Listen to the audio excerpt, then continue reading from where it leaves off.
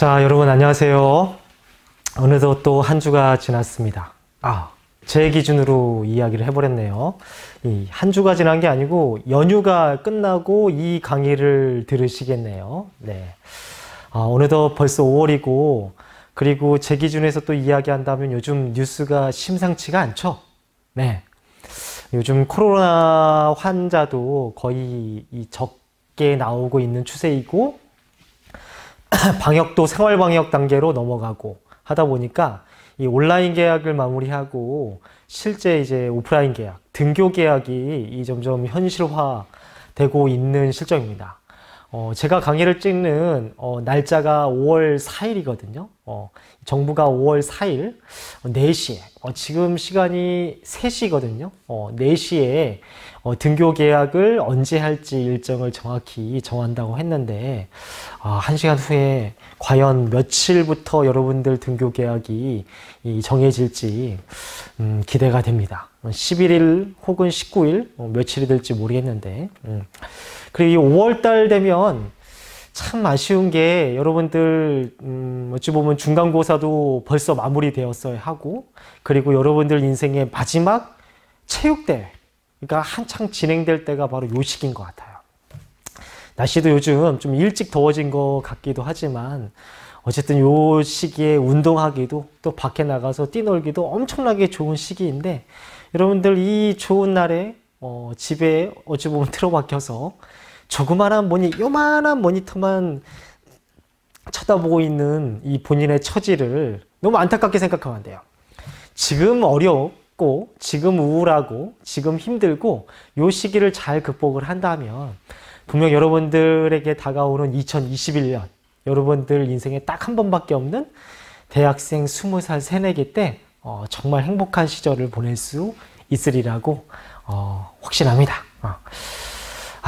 빨리 계약을 해서 체육대회도 하고, 정말 일상이 이렇게 소중한지는 몰랐습니다. 자, 오늘 수업 시작해 보도록 하겠습니다. 자, 전 시간에 우리 많은 것들을 공부하고, 또 더욱더 공부하면 공부할수록 자꾸 헷갈리고 혼란스럽고 동아시아사랑 과목이 멀게만 느껴지죠. 하지만 지난번에도 한번 이야기했듯이 처음 공부하는 내용이기 때문에 멀게만, 또 어렵게만 느껴지는 것일 거예요.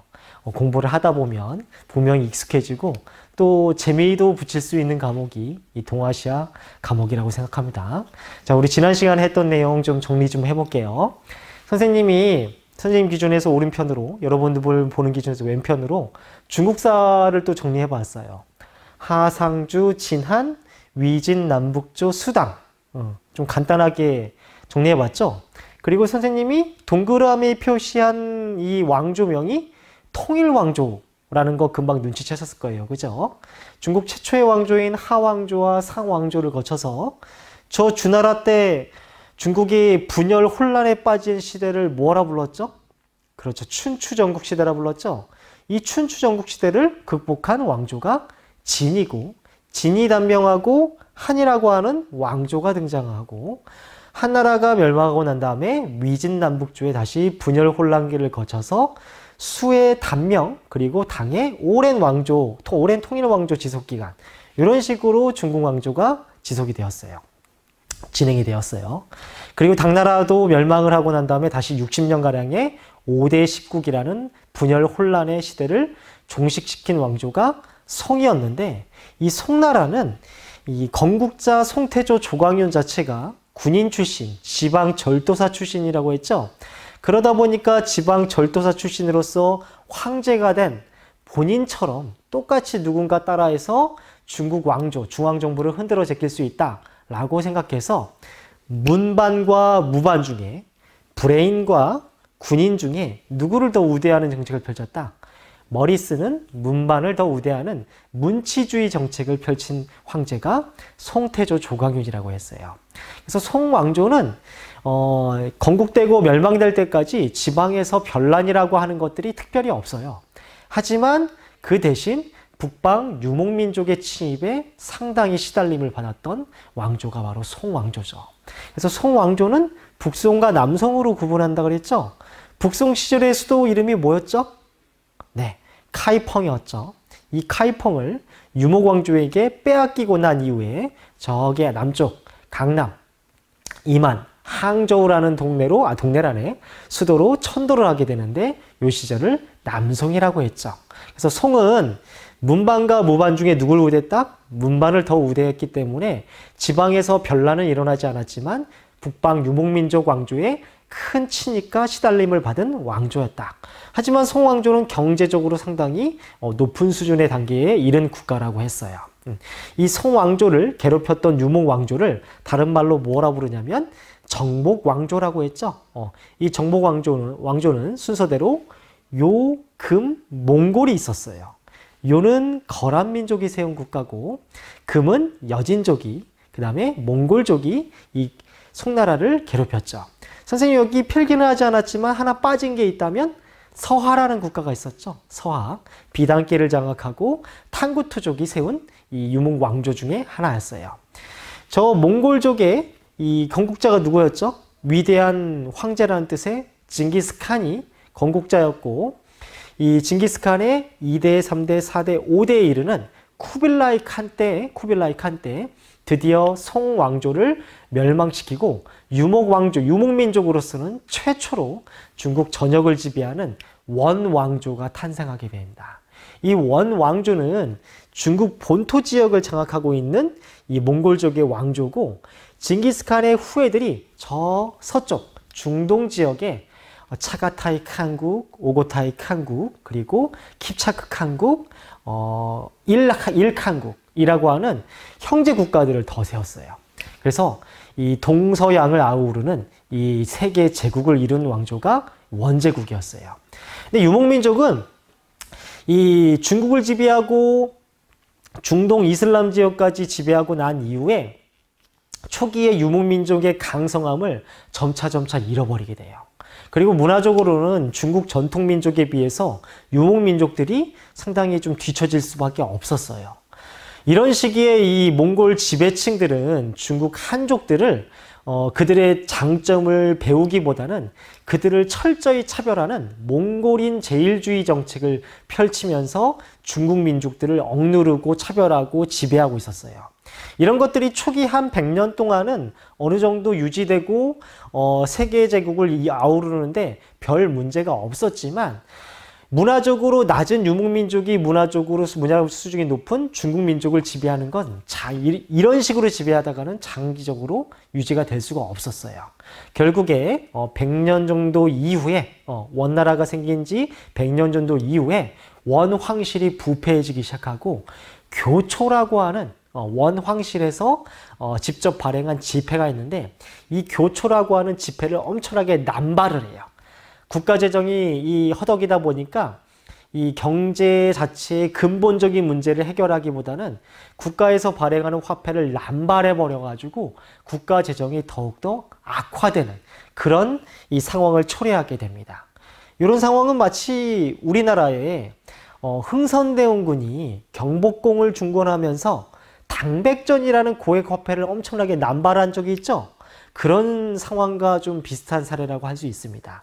이때 원황실이 빈곤한 국가재정을 극복하기 위해서 교초라는 것을 남발하게 되고 이것이 더욱더 중국 경제 상황을 더욱더 악화되게 이르릅니다. 결국에 원나라 말기에 각 지역에서 농민 반란군이 일어나고 이 중에 가장 대표적인 농민 반란군이 홍건적이라고 있어요. 홍건적. 왜 홍건적이냐면 붉을 홍자 두건건자라고 해가지고 붉은 수건을 머리에 싸맨 죄송합니다. 싸맨 농민군이란 뜻이에요.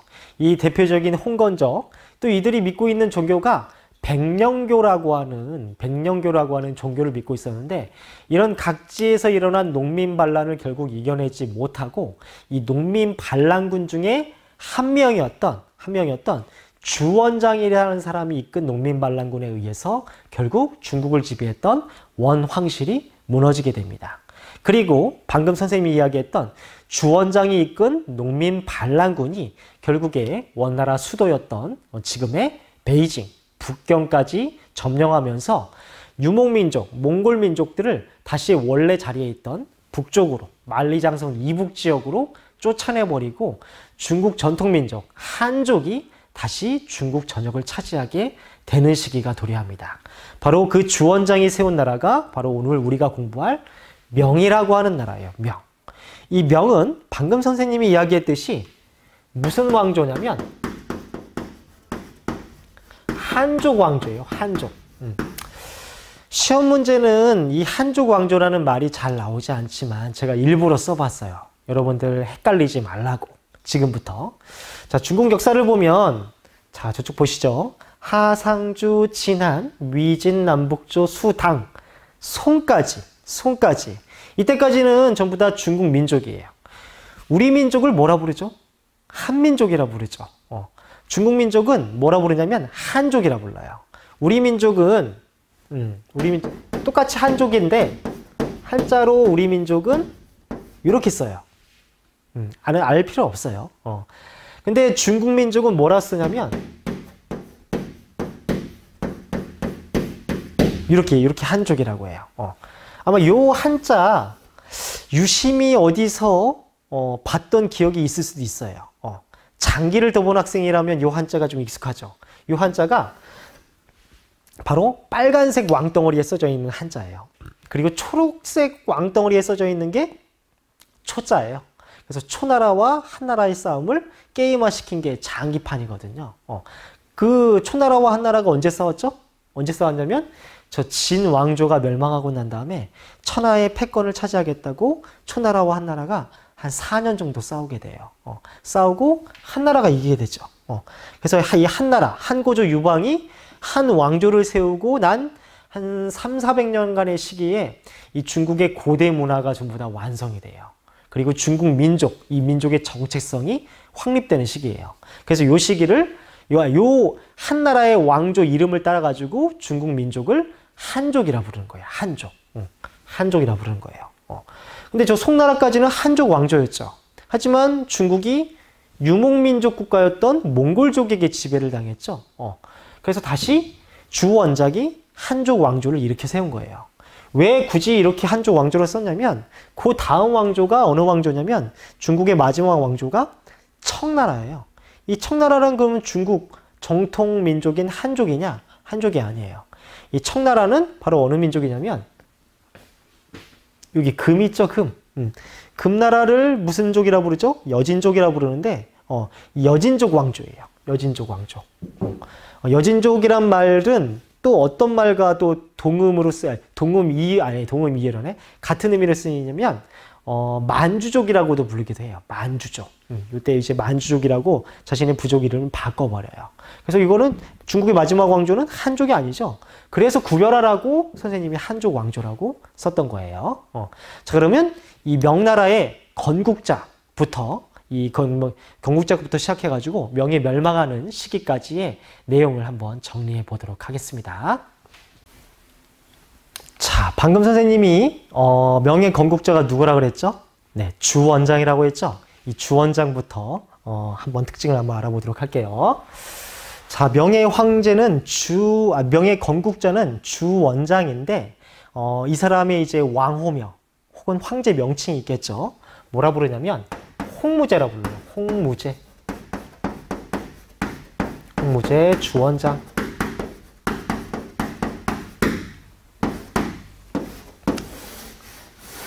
자, 여기서 또 의구심이 나는 학생이 있을 텐데 중국의 이제 우두머리, 황제, 임금을 부르는 명칭이 조금씩 바뀌어요. 아마 이거 바뀌는 걸 눈치챈 학생도 있을 테지만 눈치채지 못하고 그냥 아유 어려워. 뭔 놈의 이름이 이렇게 외우기 힘들어. 이렇게만 생각한 학생이 있는데 중국의 황제를 부르는 명칭이 조금씩 바뀌어요. 그거에 대해서 혹시 의구심을 가지고 있는 학생이 있을 수도 있으니까 제가 이거 한번 짚어드리고 넘어갈게요. 중국의 임금을 부르는 명칭은 처음에는 시호, 그 다음에 세제, 그리고 묘호, 그리고 연호, 이렇게 불러요. 참 어렵죠, 그죠? 자, 처음에는 중국의 임금을 이렇게 시호제를 따라가지고 불렀어요. 요 시호제는 그냥 땡땡왕 이렇게 부르는 거예요. 땡땡왕. 우리 황제라는 용어를 언제 처음 사용했죠? 그렇죠. 요 진나라 때 처음 사용했죠. 춘추전국 시대를 통일한 이 진왕이 스스로를 황제라 칭했죠. 그 전까지는 전부 다 황제라는 용어가 없고 전부 다 왕이죠. 이런 왕의 명칭은 앞에다가 땡땡왕이라고 하는데, 혹은 한 글자 무슨 왕이라고 하는데, 요 앞에 글자는 그 임금이 죽고 난 다음에 신하들이 그 임금의 공적을 기른 다음에 특징 지어 가지고 부르는 거예요. 그래서 이걸 시호제라고 하는 거예요. 그런데 춘추전국 시대를 통일한 이 진시황은 왕이란 용어 대신에 황제라는 용어를 처음 사용하게 됐죠. 황제라는 용어를 처음 사용하게 됐는데, 이때 신하들이 자신의 업적을 평가를 해서 이름을 짓는 것이 상당히 불경스럽다고 생각을 했나 봐요. 그래서 이때부터는 스스로를 황제라 불렀는데, 본인이 황제라는 용어를 처음 썼잖아요. 그래서 끝이 있으면 뭐가 있죠? 시작이 있죠? 그래서 처음 시자 써가지고 본인을 시황제라 부른 거예요. 그리고 그 아들들, 그 후계자, 그 다음 황제는 뭐라 부르냐면 황제 2세, 3세, 4세 이렇게 부르도록 지시한 거예요. 그러니까 여기 세자가 해세자예요. 년세자. 1년, 2년, 3년 할 때. 세대간 이어간다 할 때 그 세상세째. 그래가지고 시황제, 황제 2세, 황제 3세 이런 식으로 황제를 불러라. 이렇게 명한 거예요. 근데 진나라는 얼마 못 갔죠. 그래서 이게 폐지가 돼요. 폐지가 되고 묘호제, 다시 이제 시호제가 잠깐 시행되다가 묘호제가 자리 잡는데, 이 묘호제부터는 우리가 좀 익숙해요. 왜 익숙하냐면 우리 태종, 세종, 영조, 정조, 숙종, 조와 종자로 끝나는 거 있죠. 조와 종자로 끝나는 거. 이런 게 묘호라고 하는 거예요. 이 실제 왜 묘호냐면 이 묘자가 무덤 묘자예요. 그 임금이 죽고 난 다음에 또 업적을 기린 특징을 아주 길게 써놔요. 길게 써놓은 것을 두 글자를 줄여놓는 거예요. 묘호라고 하는 거예요. 그러다가 홍무제 같은 좀 이제 세 글자로 늘어나게 되죠. 이건 뭐냐면 연호에다가 황제를 붙이는 거예요. 황제 제자를 붙이는 거예요. 연호는 뭔지 아마 익히 알고 있죠, 그죠? 중국 황제가 자신의 통치 철학을 두 글자로 집약해서 내세우는 것을 연호라고 하는데, 아니 그럼 선생님 이때부터 연호를 사용했습니까? 아니에요. 연호는 언제부터 사용했냐면 여러분들 공부했던 이 왕이에요. 누구냐면 우리 고조선을 멸망시키고 남쪽으로는 남비에스를 멸망시키고 그리고 흉노를 축출한 한무제 있죠? 이 한무제 때 연호를 사용했다고 해요. 근데 그때는 연호를 여러 번 바꿨어요. 한 사람이 하나만 쓰는 게 아니고 여러 번 바꾼 거예요. 여러 번 바꾸다가 이때 홍무제부터 1세 1원제라고 해가지고 한 황제는 하나의 연호를 사용한다 라고 해가지고 황제가 연호를 여러 개 사용하던 것이 이제 하나만 사용하는 거예요. 그래서 그 연호와 황제 제자를 따가지고 홍무제, 이제 이런 식으로 부른 거예요. 나중에 홍무제 다음에 영락제라고 쓸 건데, 그리고 청나라 때는 강희제, 옹정제, 걸륭제라고 쓸 건데 그 앞에 있는 두 글자가 전부 다 연호예요. 이때부터 연호를 한 황제가 하나만 썼기 때문에 이런 식으로 부르기 시작하는 거예요. 자, 그러면 이 홍무제의 이 명나라의 특징을 한번 이제 본격적으로 빨리 이야기해 볼게요. 우선 특징이 수도가 어디였냐면 수도가 난징이었어요. 난징. 금능이라고 하는데 난징, 우리말로는 남경이에요. 남쪽 수도라는 뜻인데 난징이 어디 위치하고 있냐면 우리 중국의 큰 두 강이 뭐죠? 아직도 기억 못하고 있으면 안 돼요. 화북 지역에 흐르고 있는 황하강, 그리고 남쪽에 흐르는 창장강. 황하강 일대를 화북, 창장강 일대를 강남이라 불렀죠. 중국의 모든 왕조는 황하강에서 일어났을까요? 아니면 이 창장강에서 일어났을까요? 금방 생각해도 금방 알 수 있겠죠. 저 왕조들 전부 다 화북에서, 황하강 일대에서 일어났어요. 물론 황하강 일대에서 일어난 왕조가 북쪽의 영토를 빼앗기고 저 남송처럼, 북송이 남송이 되었던 것처럼 영토를 빼앗기고 남쪽으로 이동한 적은 있지만 강남 지역에서 일어나서 중국 전체를 지배한 왕조는 이 명나라가 최초예요. 명나라 최초예요. 그래서 이 강남 지역에서 이 성장을 한 다음에 화북 지역 일대까지 점령을 해버려요. 그래서 이때 수도는 난징이었지만 중국의 수도인 베이징도 함락이 아니고 점령을 해버리고 몽골 세력들을 축출시켜요.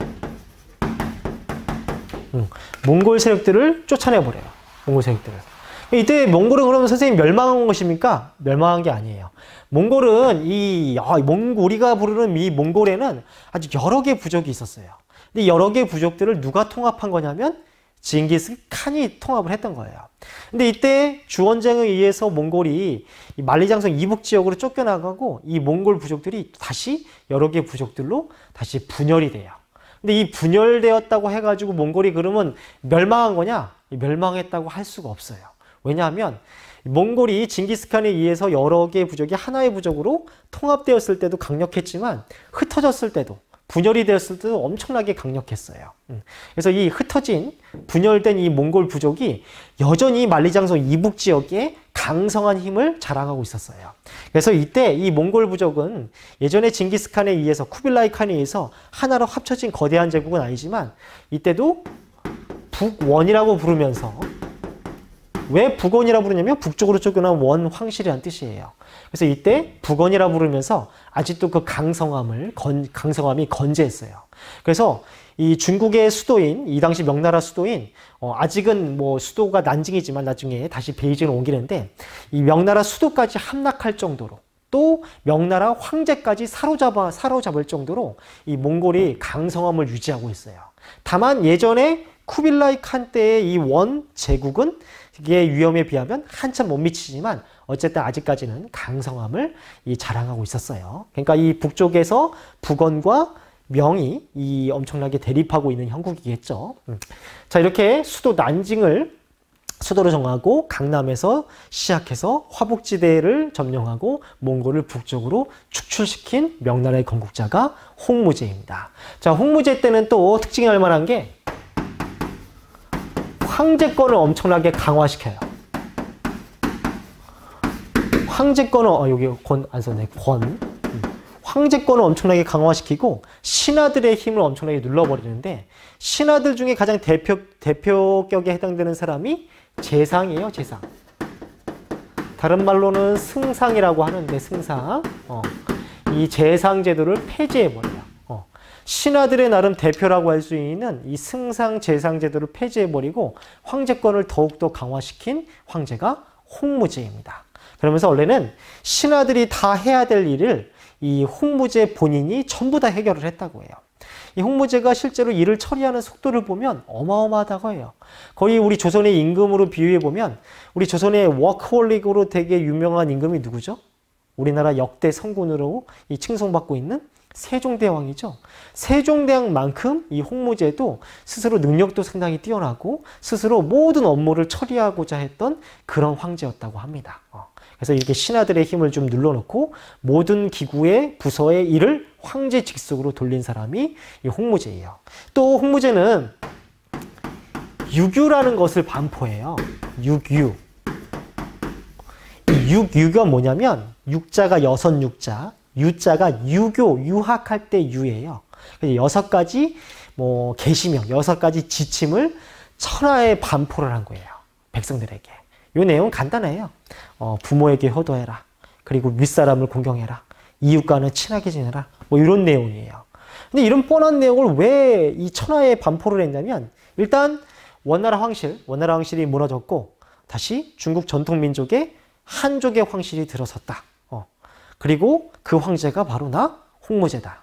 나는 저 오랑캐 유목민족의 황실과는 다른 중국 전통 한족 황실이다.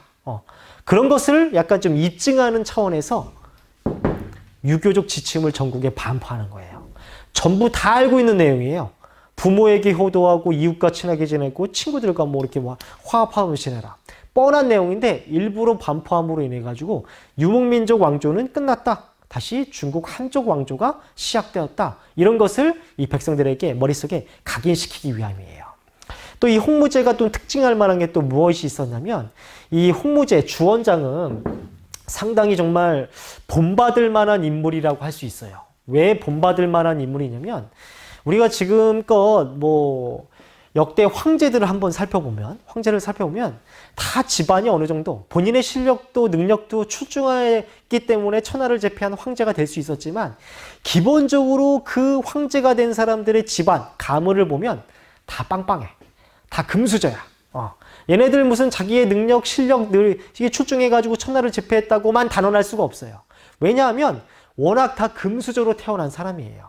한번 살펴보면 춘추전국시대를 통일한 진왕, 나중에 진시황이 되죠. 얘는 원래 왕이었어. 중국의 서북방 지역에 원래 왕이었어. 물론 그 당시에는 이제 제후라고 불리었지만 어차피 왕이었기 때문에 머리만 똑똑하면 또 군사만 잘 거느리고 신하만 잘 거느리면 충분히 천하를 제패할 수도 있었던 거야. 그리고 위진남북조도 그렇고 수당 전부 다 얘네들 뭐 지방의 뭐 지방 장관 출신도 있고 하지만 기본적으로 군사를 거느리고 집안에 돈도 많은 사람이야. 그나마 눈여겨볼 사람이 누구냐면 한나라를 세운 유방이 있어요. 유방의 나이, 유방이 약간 좀 천하의 이름을 각인시킨 때 나이가 40살 정도라고 하는데 이 유방도 아주 역대 황제 중에 출신 성분이 가장 미천한 사람이에요. 그럼에도 불구하고 유방도 관리였어요. 말단 관리였어요. 근데 유방보다 더 못한 사람이 누구냐면 바로 주원장이야. 주원장은 우리 같은 흑수저였어. 흑수저. 완전. 그냥 흑수저도 아니고 이건 완전 진짜 최악의 흑수저야. 어느 정도냐면 그래도 우리는 평범한 흑수저로서 부모님은 살아계시고 부모님 밑에서 자란 일반적인 중산층 가정민이라고 쳐봐요. 모두가. 근데 주원장은 얼마나 그 개인 성장사가 고달프냐면 어렸을 때 부모님이 전염병으로 전부 다 돌아가셔. 고아로 자란 거야. 고아로 자라가지고 어서 지낼 데가 없어가지고 이 나중에는 걸식승이 돼요. 걸식승. 걸식승이 뭐냐면 승려가 되는데 이 승려도 아주 빵빵한 사찰에 소속된 승려가 아니고 돌아다니면서 나무아미탑을 외치면서 민가에서 거지처럼 밥 얻어먹는 걸식승이었어요. 말이 승려지 사실상 거지였어요.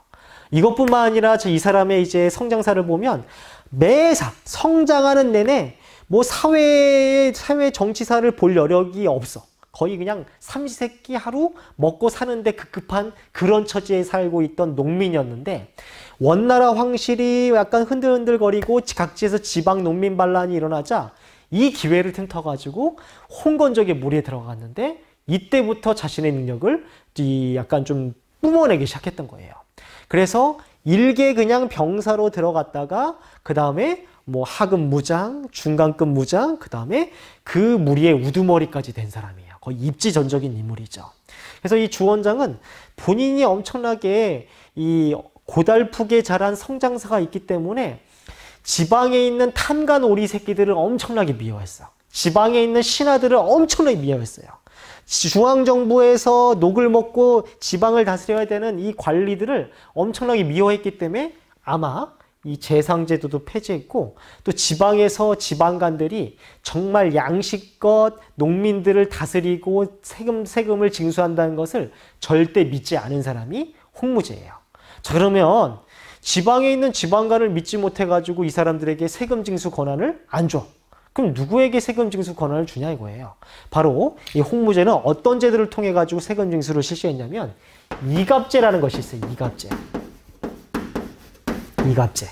이갑제라는 걸 통해서 향촌 자치를 시행했던 사람이에요. 이갑제. 이 이갑제가 뭐냐면 총 110개의 집으로 구성됐는데 이 중에 좀 살만한, 좀 먹고 살만한 10개의 집을 이장호라고 하는 거예요. 이장호. 그리고 이 10개의 집이 하나, 둘, 셋, 10개 있을 거 아니에요. 이장호 이게 총 10개예요. 이 이장호가 다시 10개의 갑수호라고 부르는 나머지 10개의 집을 또 케어하는 거예요. 이런 식으로. 그래서 이 이장호로 하여금 갑수에게 세금도 걷고 또 갑수에 의견도 들어가지고 여론도 조성하고 이런 식으로 나름의 향촌자치를 구현하려고 시도했던 제도가 이갑제예요. 별거 아닌 것 같지만 어찌 보면 지금 시행하고 있는 지방자치 이런 것과도 비슷하다고 할 수 있는 거예요. 이게 어찌 보면 홍무제의 주원장의 아주 어린 고달픈 이 고난사 때문에 만들어진 제도라고 할 수 있어요. 또 이게 우리 학교만 통하는 약간 여담이라고 할 수 있지만 저 이과에 한주원이라고 있죠. 한주원에게 선생님이 한번 물어봤는데 한주원의 주원이 이 주원장의 주원을 딴 이름이래요. 정말 쓸데없는 여담이죠. 네. 갑자기 그게 생각났어요. 자, 이갑제도 있고 또 이 지방에 있는 세금을 정확하게 걷기 위해서 어린 도책,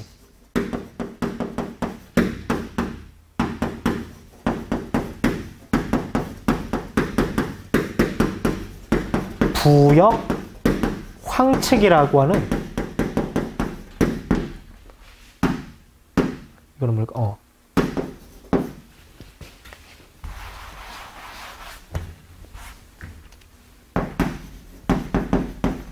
어린도책, 부역황책이라고 하는 이런 도서를 만들어요. 어린도책이 뭐냐면 토지대장인데 왜 어린도책이냐면 이 어자가 물고기 어자, 린자가 비닐린자, 도자가 그림도자예요. 물고기 비늘 모양의 그림이란 뜻이에요. 그래서 이게 실제로 이렇게 생긴 거 이렇게 막 이게 뭐냐면 우리 천하를 이렇게 생겼다고 하면 천하에 있는 토지가 이렇게 정확히 균등 분배가 되나요? 그렇지 않죠? 강이 흐르고 산이 있기 때문에 막 꾸불꾸불해질 거 아니에요. 그래서 어찌 보면 토지 대장을 보면 천하의 지도를 보면 각 소유권에 따라 가지고 이 소유권의 토지가 이 생선의 비늘 모양처럼 생겼다고 해가지고 물고기 어자, 비닐린자, 그림도자라고 하는 어린도책이라는 토지도정을 만들고 또 호족을 정리해가지고 세금을 정확히 징수하려고 노력했습니다. 이렇게 명나라는 어찌 보면 뛰어난 인물을 만나가지고 초기에 모든 제도가 완비가 돼요. 명나라는 참 좀 어찌 보면 불행인지 다행인지 모르겠지만 명의 역대 황제 중에 주원장만큼 뛰어난 인물이 없어요. 그나마 주원장이 이렇게 초반에 명나라의 제도를 완배해 놨기 때문에 명이 그나마 이 1644년, 몇 년이냐? 한 300년가량 유지될 수 있었던 거예요.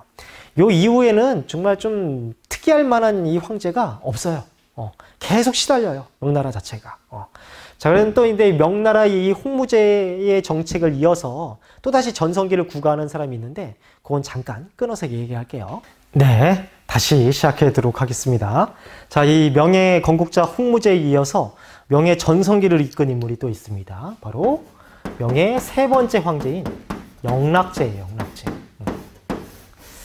영락제는 이 홍무제의 아들이에요. 아들.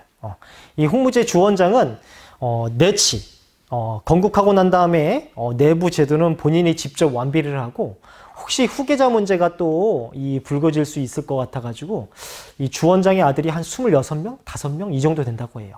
이 25, 6명의 아들들을 전부 다 지방으로 보내버려요. 지방으로 보내가지고 지방을 담당하게 해요. 이런 식으로 하고 중앙에는 큰아들만 남겨놨다고 해요. 그래서 이 주원장의 아들 중에 이 영락제, 후대의 세 번째 왕이 되는 이 황제가 되는 영락제를 가장 이제 능력이 출중하다고 주원장도 알고 있었다고 해요. 근데 영락제가 첫째가 아니었어.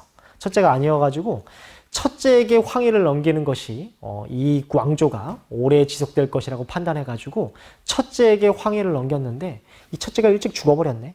죽어버리고 그 첫째 아들의 아들, 어린 황제가 어찌 보면 주원장의 손자가 이 즉위를 하게 되는 거죠. 근데 이 손자가 즉위하고 난 다음에 지방으로 보냈던 주원장의 아들들, 얘네들이 가만히 있지 않겠죠? 이 삼촌들이 가만히 있지 않는 거야. 그 중에 가장 으뜸 권력을 가지고 있었던 것이 바로 영락제입니다. 영락제는 주원장의 아들로서 이 주원장이 원나라, 몽골을 몰아내고 난 다음에 가장 이 몽골과 싸우는 최전선에 보내요. 이 영락제를 어디에 보내냐면 지금 중국의 수도인 베이징에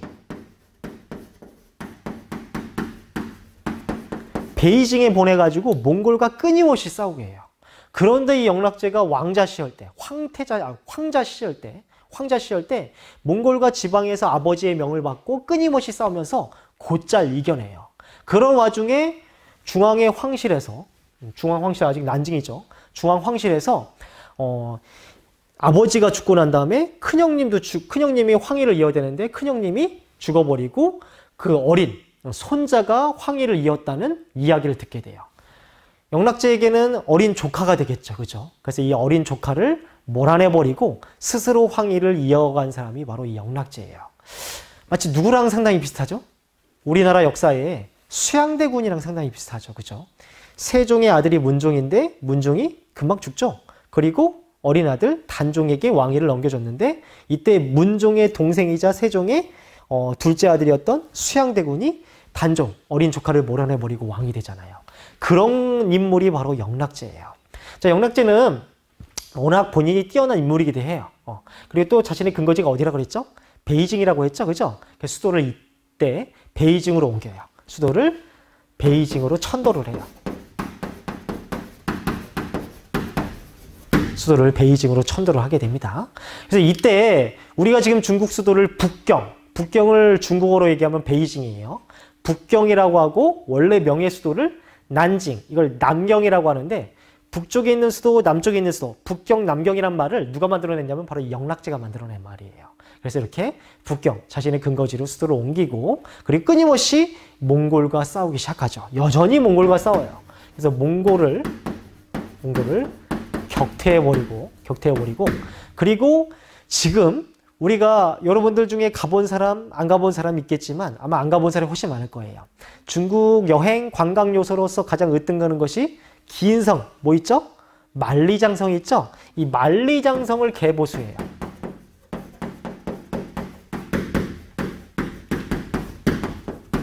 개축한다고 하는데 원래 만리장성은 누가 세웠죠?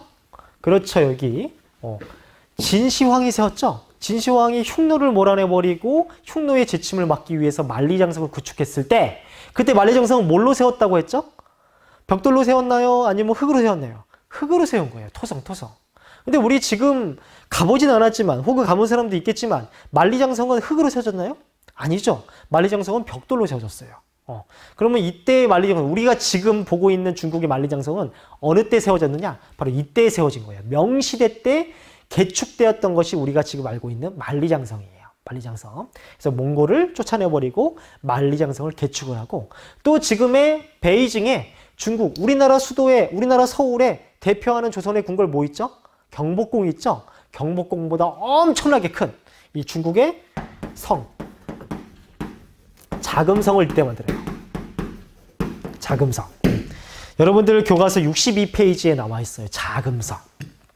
이 자금성이 전 세계에서 가장 큰 궁궐이라고 해요. 저도 가보지 않았어요. 꼭 가보고 싶습니다. 진짜 언제가 될지 모르겠지만 한번 가보고 싶은데 정말 엄청나게 커가지고 하루 왼종일 돌아다녀도 이 자금성을 다 돌아볼 수가 없다고 해요. 또 이 자금성은 이 뭐에 빗대서 만든 거냐면 우리 하늘을 바라보면 가장 가장 반짝반짝 빛나는 별이 뭐죠? 북극성이죠. 이 북극성을 한자로 뭐라고 얘기하냐면 자미성이라고 해요. 이 자미성 근처에 이 별 조금 올망졸망한 별들이 이렇게 모여있는 모습을 본따서 자금성을 만들었다고 해요. 뭐 어떤 모습인지 저도 상상이 안 갑니다. 직접 가보기 전에. 여러분도 한번 직접 가보시기 바랍니다. 또 62페이지 그 지도를 보면 자금성의 지붕은 무슨 색깔이죠? 약간 주황색처럼 보이지만 노란색을 본다는 겁니다.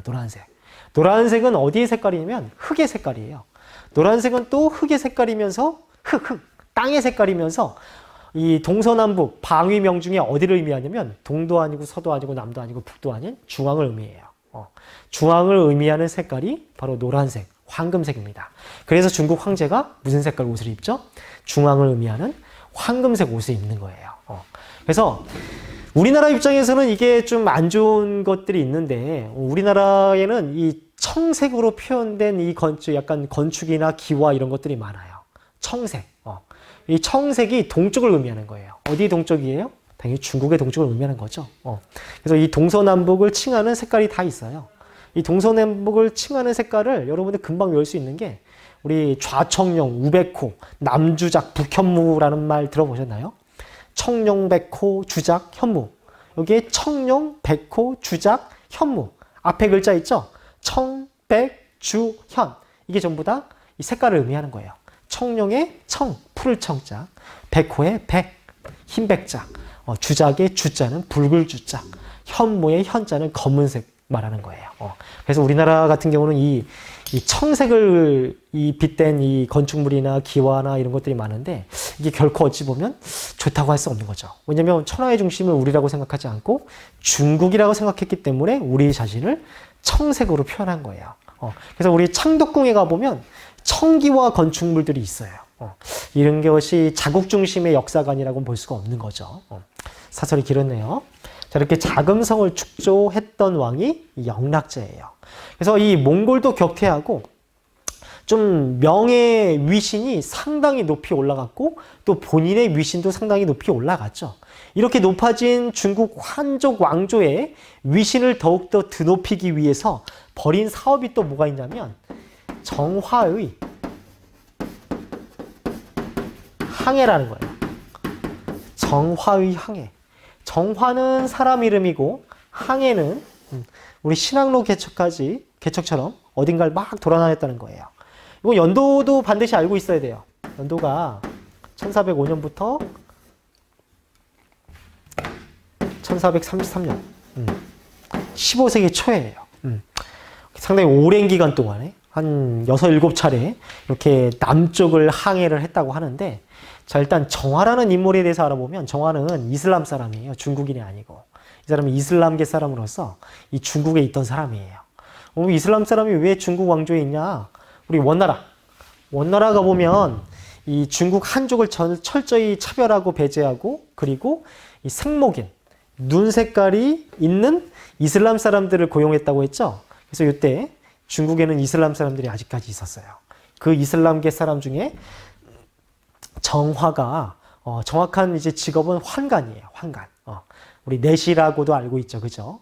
환관인데 이 영락제의 명을 받고 야 이렇게 드높아진 명중국 황실의 위신을 더욱더 드높이고 와 라고 해가지고 국가 차원에서 어마어마하게 지원 사업을 벌여가지고 대규모 항해 원정단을 만들어요. 대규모 항해 원정단을 만들어가지고 바로 중국 대륙의 밑에 동남아시아 일대를 국가들을 다 휘젓고 다녀요. 여기서 휘젓고 다닌다는 건 다 정벌한다는 건 아니에요. 이 대규모 원정단 가장 컸을 때는 한 2만 5천 명 이상이라고 해요. 엄청난 거죠. 2만 5천 명의 이 항해단을 구성해가지고 동남아시아 국가에게 전부 들려요. 동남아시아 국가만 들리냐? 그렇지 않고 인도양도 거쳐서 어디 거치면 아프리카까지 갔다고 해요. 그럼 이들은 도대체 왜 갔냐 이거야.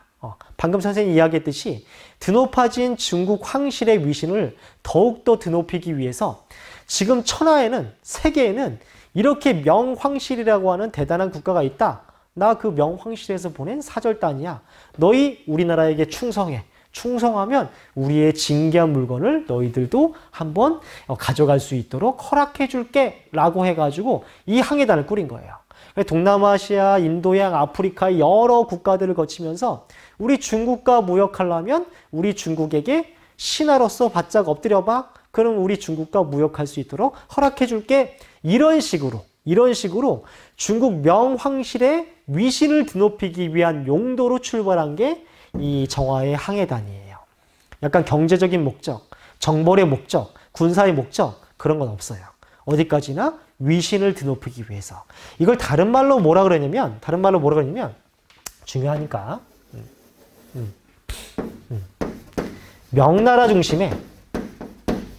명나라 중심의 조공 책봉 관계를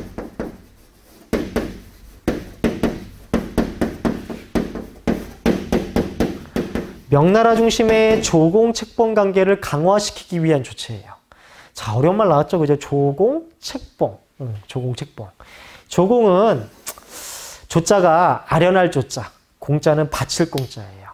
황제를 아련하고 또 그냥 아련할 수 없잖아. 우리나라, 우리 지역의 진귀한 물건들을 바칠 공자, 바친다는 뜻이에요. 황제에게 바짝 신하로서 엎드린다는 거예요. 그럼 황제는 이렇게 나를 찾아온 신하에게 그래, 나 황제야, 넌 신하고 이렇게 말만 할 수 없죠. 그러면 그 찾아온 신하에게 답례품도 주고 또 그 신하라고 자처하는 그 뭐 나라의 우두머리 혹은 우두머리가 보낸 사절단이 왔겠죠. 그 지역의 우두머리를 인정해 주는 것을 책봉이라고 해요. 그걸 조공책봉이라고 해요. 단순하게 이걸 쉽게 이해하면 우리 조선을 누가 세웠죠? 네, 이성계라는 사람이 세웠죠. 이성계가 조선이라는 나라를 건국했을 때, 야, 드디어 조선이라는 나라 건국했어! 오늘부터 우리나라 이름은 조선이야! 이렇게 했을까요? 아니에요. 이때 조선이라는 나라 이름을 누가 정해줬냐면 중국이 정해줬어요. 되게 이해가 안 가죠, 그죠? 아니, 우리나라 이름은 우리나라 왕조를 세운 사람이 만들고 정하는 거 아니야? 이렇게 생각하는데 그 당시에는 이 명나라가 상당히 강했고 중국 중심의 세계 질서가 거의 구축이 될 때예요. 우린 중국 바로 옆에 붙어 있죠. 중국 바로 옆에 붙어 있는데 중국이 야 앞으로 어떤 나라를 세우든 우리에게 허락받고 나라 왕조 세워. 이렇게 이야기하고 있는 거예요. 옆에 덩치 큰 놈이. 근데 조그마한 신생국인 이성계의 조선이 나라 왕조 세우려고 하는데 이 어마어마한 명나라의 이 뜻을 거스를 수가 없는 거예요. 그래서 이성계가 이 조선이라는 왕조를 세울 때 이 나라 이름을 자신의 고향인 화령이라는 이름과 또 고조선의 조선이라는 이름을 두 가지를 가지고 명나라에 사절단을 보내요. 사절단을 보낸 다음에 동쪽 지역의 한반도에서 새로운 왕조가 출현을 했는데 나라 이름 좀 정해주십시오 하고 이렇게 화령과 조선이라는 이름을 두 가지를 간택받기를 청해요. 근데 이때 이제 우리는 내심 이제 조선이라는 이름을 이미 정해놨기 때문에 그 의중을 명나라 황제에게 알려요. 조선이라는 이름을 정해달라고. 이 명나라 황제도 그래 너희 나라 이름 조선으로 선택해줄게 해가지고 우리나라 이름이 조선이 된 거예요. 이렇게 해서 이성계의 조선이 탄생한 거거든요. 이게 책봉을 받은 거예요. 명나라로부터. 우리는 또 갈 때 빈손으로 간 게 아니죠. 조공품을 갖다 바쳤어요. 이게 조공책봉 관계예요. 상당히 굴욕적이고 말도 안 되는 관계라고 생각할 수 있지만 이 당시 동아시아의 중심의 질서가 이런 식으로 흘러갔어요. 그렇다면 선생님, 저희 조선은 명나라, 중국의 복속국, 식민지였습니까? 그건 또 아니에요.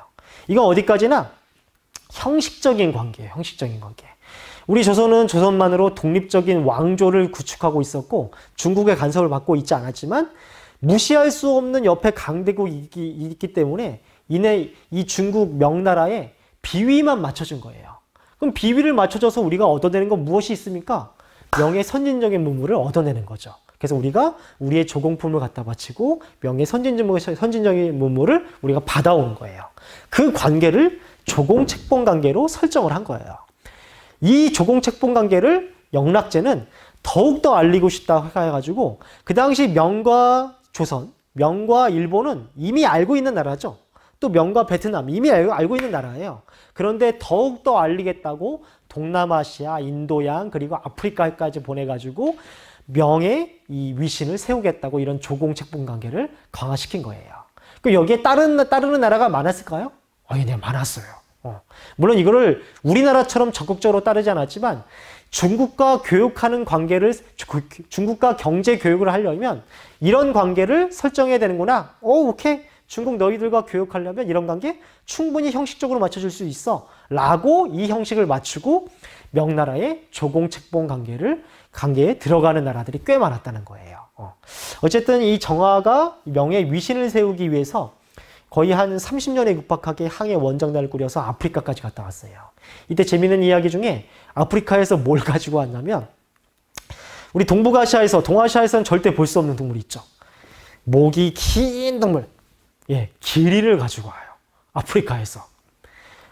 상상이 가나요? 선생님 되게 놀라운 게 그 기린이 아프리카에서 도대체 어떻게 죽지도 않고 중국까지 왔는지 몰라.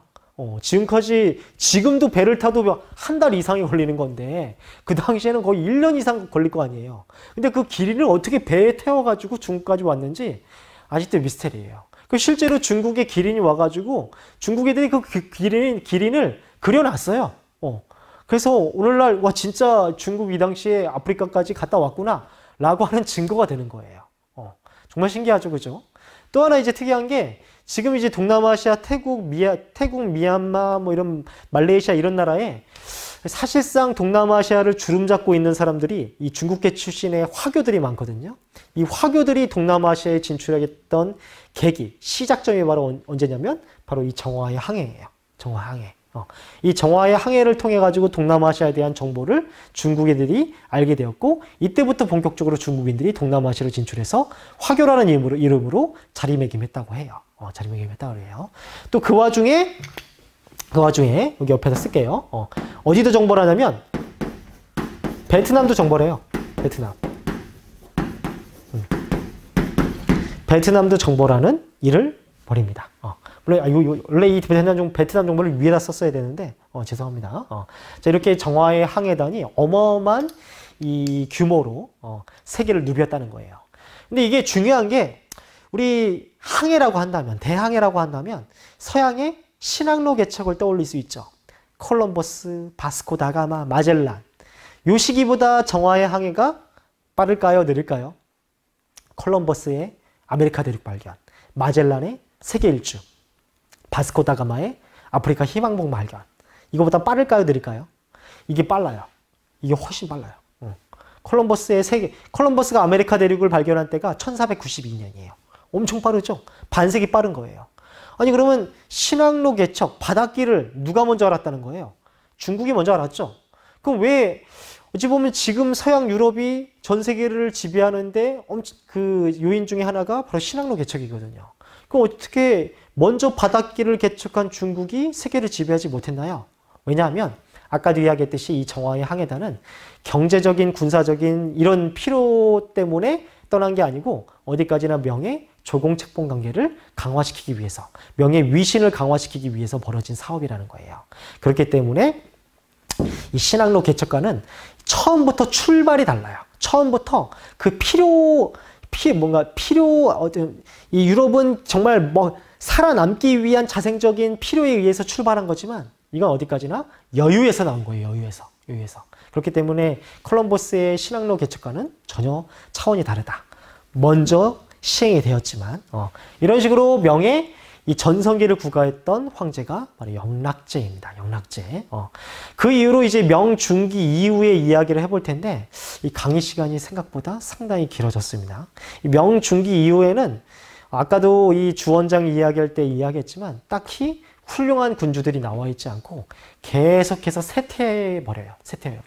초반에 이 두 명의 뛰어난 황제 덕분에 그나마 명왕조가 300년가량 유지될 수 있었던 겁니다. 자, 그 다음 내용은 다음 시간에 이야기해 보도록 할게요. 자, 오늘은 수업 여기까지.